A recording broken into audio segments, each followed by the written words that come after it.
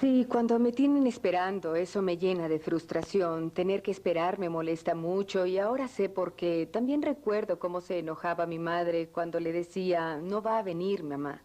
En los grupos de terapia para hijos adultos de alcohólicos, trabajamos en resolver problemas que fueron causados por haber crecido en un ambiente alcohólico. Así que siempre estaba calladita, no hacía nada ni decía nada. Así tendrían que quererme. Y sobre todo, si das una buena apariencia, eres una buena persona y la gente te acepta.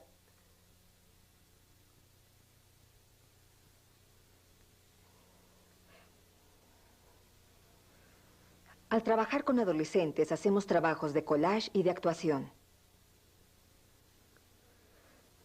Cuando trabajo con niños pequeños, hijos de alcohólicos, lo hago con juegos. De esa manera, a través del juego, ellos me dicen lo que está pasando.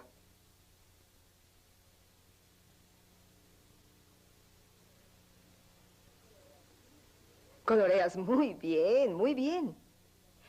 Creo que voy a tirar la cerveza por el caño para que mi papá no beba. Voy a tomarme un trago, nadie se va a enterar. ¿Alguno de ustedes trató alguna vez de hacer algo en secreto para que su papá o mamá no bebiera? Yo una vez le escondí la cerveza. ¿Y tú, Miguelito? Yo le quité la cerveza a mi papá. ¿Y dónde la pusiste? En mi estómago. ¿Te bebes la cerveza de tu papá? Algunas veces, no siempre. ¿Lo haces por divertirte? No, lo hago para que él no se la beba.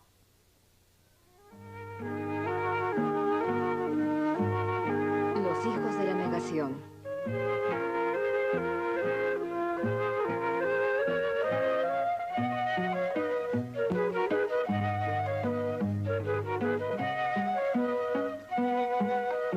Dirigida por Jim Tartan.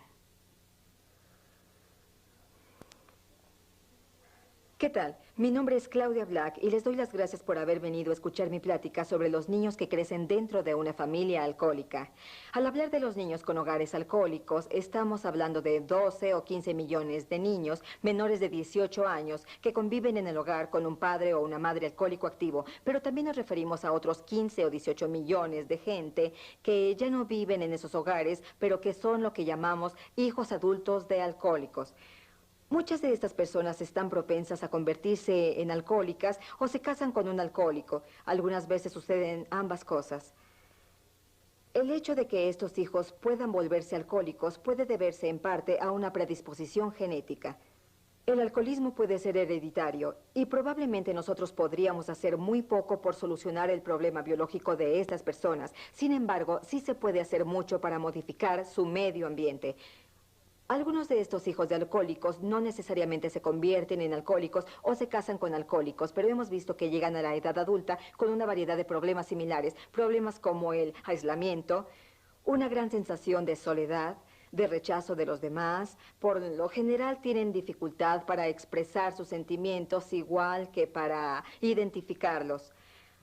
A menudo se sienten deprimidos. Estas depresiones son cada vez más frecuentes y más largas. Generalmente tienen problemas para relacionarse, son desconfiados, se sienten desvalidos ante la vida y se sienten víctimas.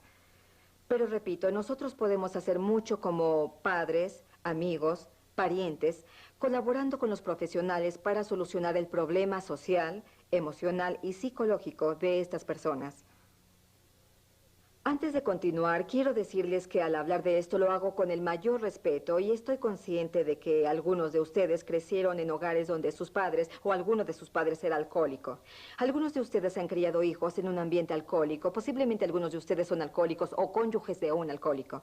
En el transcurso de mi plática, quizás despierten ustedes antiguos sentimientos de tristeza, temor, culpa. Es importante que no sigan cultivando esos sentimientos, miedo, culpa, ira. Lo importante es tratar de saber qué pueden hacer para eliminarlos. Estoy aquí para ayudarlos a aprender a responsabilizarse de ustedes mismos y de su familia. Repito, no cultiven esos sentimientos. Los hijos de la negación no hablan. Una de las principales razones por las que no podemos ver la magnitud del problema es que estos niños han aprendido a no hablar acerca de su realidad. Su realidad es: tengo miedo de traer amigos de la escuela a mi casa, me da miedo que vean a mi mamá borracha, me da miedo ir con mi papá cuando bebe y maneja, tengo miedo de que mi mamá se divorcie de mi papá, tengo miedo de que todo esto sea por mi culpa. Yo como niño no puedo decir lo que me está pasando por una serie de razones que es importante que conozcamos. Yo como niño no puedo hablar porque me da vergüenza. Me da vergüenza el comportamiento de mis padres, su apariencia, lo que dicen y muchas otras cosas. Tampoco puedo hablar de lo que me sucede debido al sentimiento de lealtad que tengo hacia mis padres. Los niños invariablemente aman a sus padres y el hablar acerca de todo esto implicaría para ellos traicionarlos. Esos sentimientos les dan miedo. El sentimiento de amor hacia sus padres es muy confuso. La ambivalencia de este amor los asusta. Muchas veces se sienten muy culpables por no amarlos, por lo tanto les es mucho más fácil no hablar. Muchas veces tampoco hablan porque no saben si lo que van a decir es cierto. Las cosas no suceden siempre igual. Lo que es cierto hoy puede no serlo mañana. Conforme la gente avanza en el alcoholismo, ya sea el padre alcohólico o el que no lo es, su comportamiento se vuelve cada vez más errático. Y para el niño, es muy difícil para mí como niño tratar de explicar a alguien qué es lo que me sucede si yo mismo no entiendo. Ellos piensan que no deben hablar de ello porque no les van a creer. Si les digo lo que sucede en casa, no me lo creerán porque si tan malo es, porque yo me veo tan bien. Ellos no ven a mi madre gritando como loca, ellos no la ven cuando se queda tirada arriba, ellos no ven todas las botellas escondidas por toda la casa. O algún amiguito les dice, tu papá no tiene problemas con la bebida, tu papá no bebe más que el mío, ¿por qué dices eso? Si yo tuviera un papá tan bueno como es el tuyo, yo nunca me quejaría. Muchas veces los niños no saben exactamente lo que es el alcoholismo. Ellos creen que un alcohólico es el que se queda tirado en la calle o no saben que también las mujeres pueden ser alcohólicas y no saben que la mayoría de las personas alcohólicas por lo general también tienen un trabajo y también tienen una familia. Algunos niños sí saben lo que es el alcoholismo, o por lo menos pueden ver que la bebida es el problema, pero han aprendido a no hablar por otras razones, casi siempre porque no se les permite hablar acerca de ello. Una vez estaba yo trabajando con una niña que se llama Elizabeth. Elizabeth tiene 9 años. En ese tiempo a ella le costaba mucho trabajo hablar. Ella tartamudeaba y no le era posible expresarse. Me le quedé mirando y le dije, es difícil hablar sobre estas cosas, ¿verdad, Elizabeth? Ella movió la cabeza, sentía timidez. Y yo le dije, es difícil hablar sobre esas cosas de las que no estamos acostumbradas a hablar. Ah, es difícil hablar sobre algo de lo que quizás nunca antes hayamos oído hablar. Y esta vez Elizabeth levantó la cabeza, me miró, se dio cuenta de que yo la miraba, miró a cada uno de los niños del grupo y al ver que la atención de todos estaba puesta en ella, levantó la barbilla y dijo, ¿saben una cosa? Cuando en tu casa te prohíben hablar de que tu papá bebe, pues es muy difícil hablar de eso. Mi mamá me dijo que podía venir aquí y decir todo lo que quisiera, pero es muy difícil si te lo han prohibido. Y Elizabeth volvió a agachar la cabeza. Como verán, en casa de Elizabeth había una regla. Yo creo que más que una regla era una ley que generalmente no había sido dicha verbalmente, pero está sobreentendida. Probablemente la mayor razón para que los niños no hablen es que tampoco los demás hablan de este asunto. Esteban, un niño de 13 años con quien trabajo, se quedó en casa una noche solo con su papá viendo la televisión. Su mamá había ido de compras con sus 2 hermanos mayores. El papá de Esteban estaba muy borracho, se había vomitado y quizás al querer levantarse de la silla resbaló, se cayó y se golpeó la cabeza en la mesa de centro y se quedó tirado en el suelo. Esteban está solo a unos pasos de él y no hace nada, sigue viendo la televisión. Más o menos 10 minutos después llegan la mamá y las hermanas y al ver al papá tirado en el suelo dejan todo, corren a levantarlo, se lo llevan a la habitación y luego vuelven a la sala a limpiarlo todo. Pero lo que sigue sucediendo es muy importante. Esteban continúa viendo la televisión y nadie menciona el asunto en toda la noche. Dirigiéndome luego a la mamá, al estar hablando con toda la familia durante el tratamiento, le pregunto, ¿por qué no habló usted nada acerca del asunto con Esteban esa noche? La mujer me miró y sinceramente me dijo, como Esteban no me dijo nada, pensé que no se había dado cuenta. Yo creo que esta mujer habló igual que muchas otras esposas lo hacen, impulsada por el miedo, la desesperación, el desaliento. De alguna manera yo, como esposa o como hija, tengo la sensación de que si simplemente ignoro lo sucedido, no me va a doler. Y si no hablo de ello, pasará inadvertido. Los niños aprenden a no hablar de estas cosas porque los demás no hablan de ellas. Aprenden a no hablar porque no identifican el problema. Aprenden a no hablar porque no se les permite hablar de esto o porque piensan que nadie les va a creer. A menudo se sienten confusos, aprenden a callar porque su sentido de lealtad les impide hacerlo y aprenden a no hablar debido a su sentimiento de vergüenza. Los hijos de la negación no confían en un medio ambiente alcohólico. Los niños pierden la confianza porque no pueden contar con la atención de sus padres, ya que uno, el que se emborracha, suele estar físicamente ausente o simplemente preocupado con la necesidad de beber, y el otro está muy preocupado a causa del alcoholismo de su cónyuge. Juanita no puede contar con su mamá para que la atienda cuando vuelve de la escuela. No va a poder contarle lo bien que le fue ese día en la clase porque mamá no es capaz ni de sonreírle. Tampoco podrá darle consuelo si tiene alguna pena porque como siempre está preocupada acerca de lo que pasó o no pasó anoche cuando el papá bebió demasiado. Carlos sabe que no va a poder llegar a su casa a contar un problema que tuvo en la escuela. Si ya hay bastantes problemas en esta casa, ¿por qué habría yo de traerles uno más? O Memo sabe que no puede confiar en las decisiones que toman sus padres. No confía en que su padre se acuerde que le dio permiso de ir a dormir a casa de un amiguito. Quizás tampoco se acuerde que prometió llevarlo de paseo el fin de semana. Al mismo tiempo que Memo sabe que no puede confiar en que su padre cumpla lo prometido, también sabe que no puede confiar en su madre para que le apoye cuando papá no cumple. Karen sabe que no puede confiar en que su madre esté sobria en ocasiones especiales, cumpleaños, días de las madres, Navidad. Juan sabe casi de seguro que su mamá va a tomar en esas ocasiones especiales. Su desconfianza proviene de no saber cómo va a reaccionar su papá ante la borrachera de la mamá. Adrián tiene 11 años. Un día de tantos al llegar de la escuela encuentra a su mamá borracha. Al entrar en la casa se da cuenta que su mamá, quien aún está en comisión, está ebria. Empieza a discutir con él. Él le contesta. Esto suele suceder muy a menudo entre ellos, pero en el transcurso de esta discusión la mamá se levanta, empieza a correr tras él, agarra una escoba y comienza a pegarle con ella en la cabeza, en los hombros. Él grita, corre, trata de esquivar los golpes, la insulta y por fin corre al teléfono. Él llama a su papá a la oficina, le dice gritando por el auricular lo que está sucediendo, al mismo tiempo que trata de empujar la escoba. La mamá sigue gritando. El papá le grita también por el teléfono y le dice, no te preocupes, tu mamá no se acordará de esto mañana.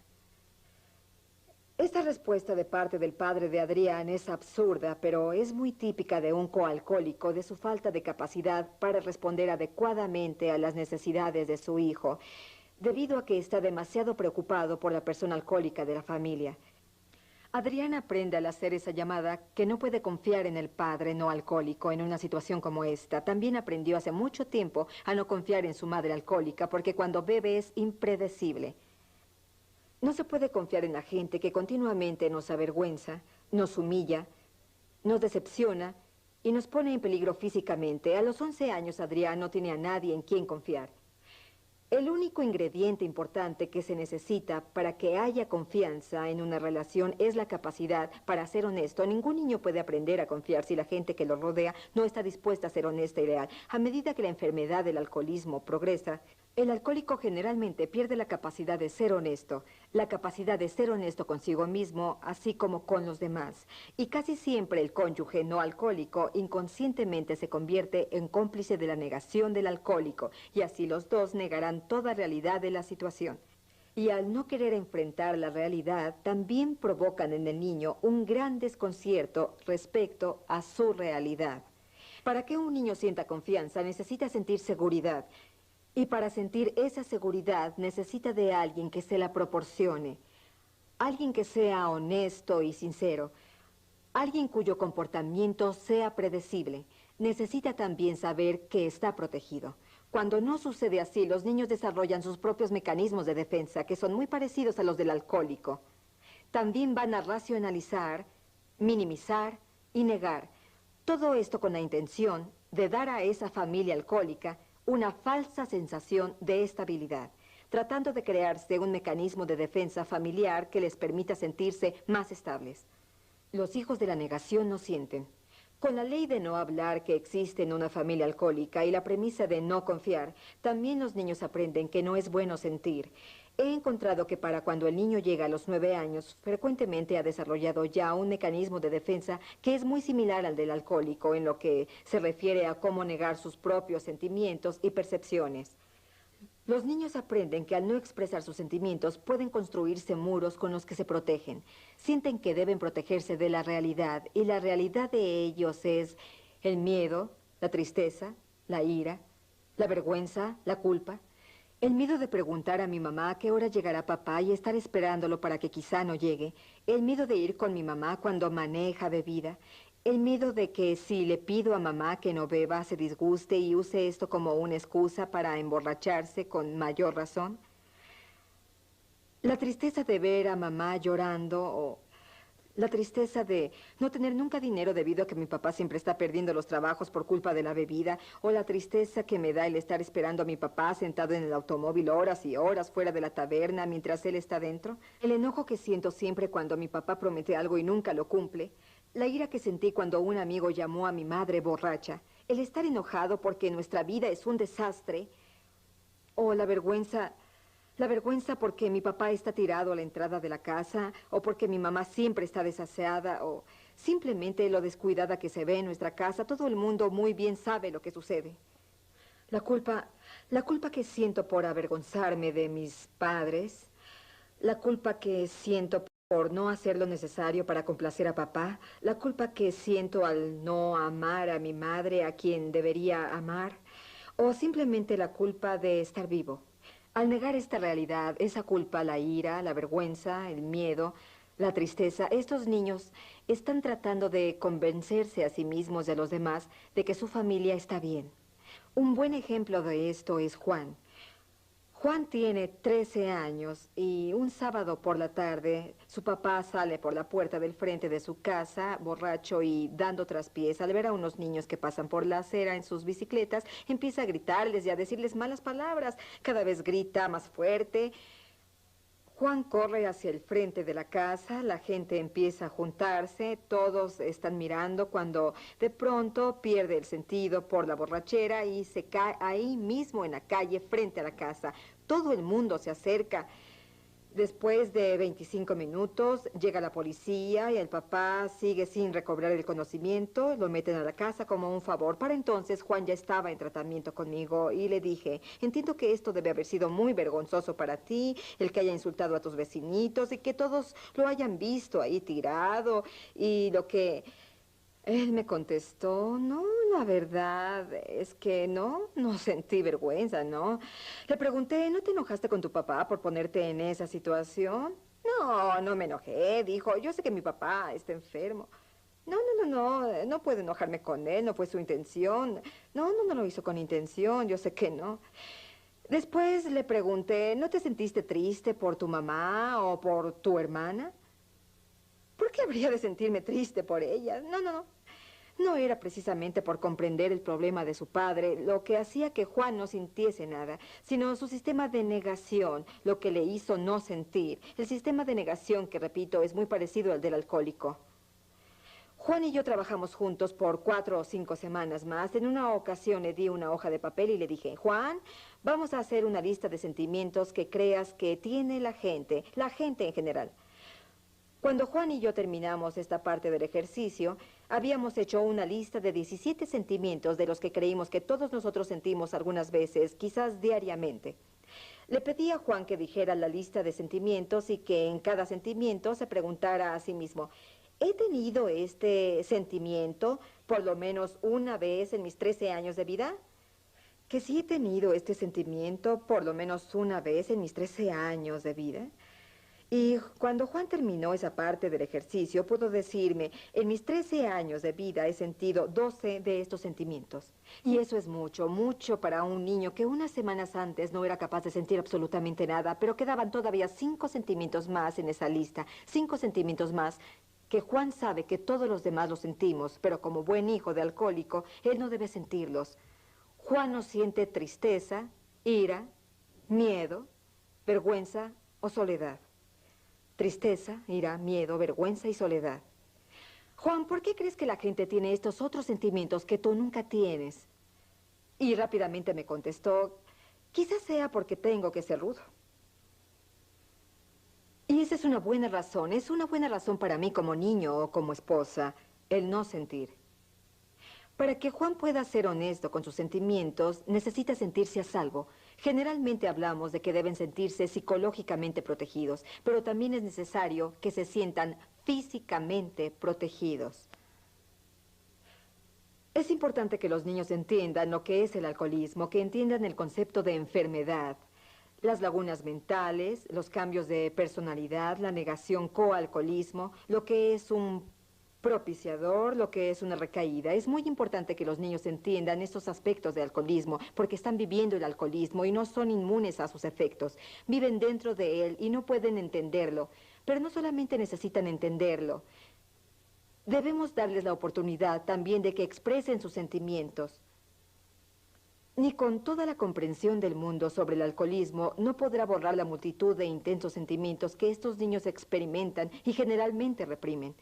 Creo que es absolutamente necesario que alguien, un padre alcohólico en recuperación, un padre no alcohólico, un consejero escolar, un consejero familiar, un maestro, una hermana mayor, un amigo, un sacerdote, que cualquiera de ellos esté dispuesto a hablar con estos niños sobre los sentimientos que experimenta viviendo en un hogar alcohólico.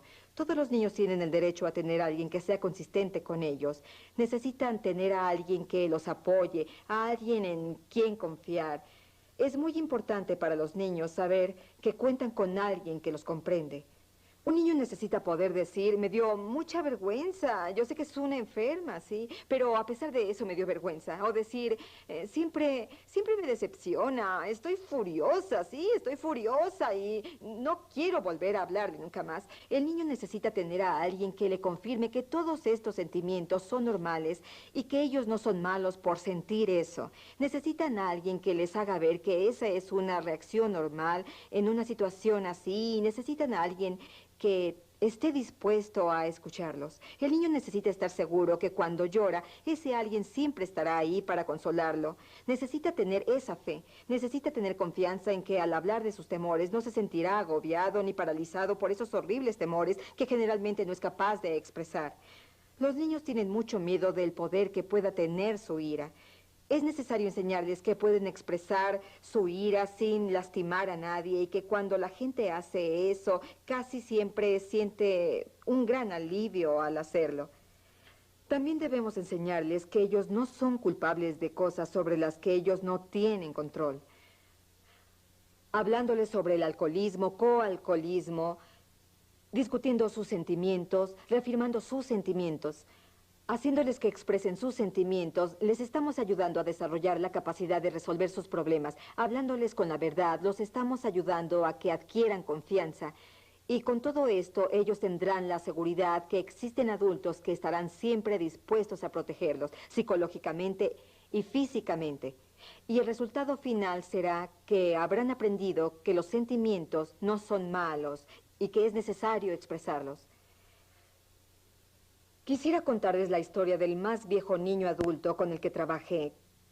Quiero decirles que al referirme a los niños que viven en hogares alcohólicos, no solo me refiero a los infantes o a los adolescentes. Todo lo que aquí he dicho es aplicable igualmente a las personas adultas que se criaron en hogares alcohólicos.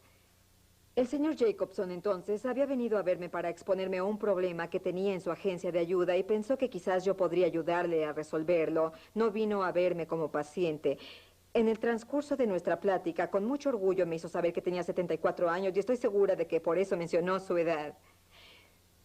Seguimos hablando sobre el problema que tenía en su agencia cuando de pronto me dice, oiga, Claudia, ¿qué es exactamente a lo que se dedica usted? ¿Trabaja usted con niños de padres alcohólicos o con chicos que son alcohólicos? Bueno, me dijeron que usted podría ayudarme. Claro, mi problema es laboral, pero ¿qué es lo que hace usted? Le contesté que mi especialidad es trabajar con niños cuyos padres son alcohólicos. Le empiezo a hablar acerca de mi trabajo después de estar hablando por espacio de 1 o 2 minutos. De pronto, el señor Jacobson, inclinándose hacia mí, empieza a decir, sí, ajá, sí.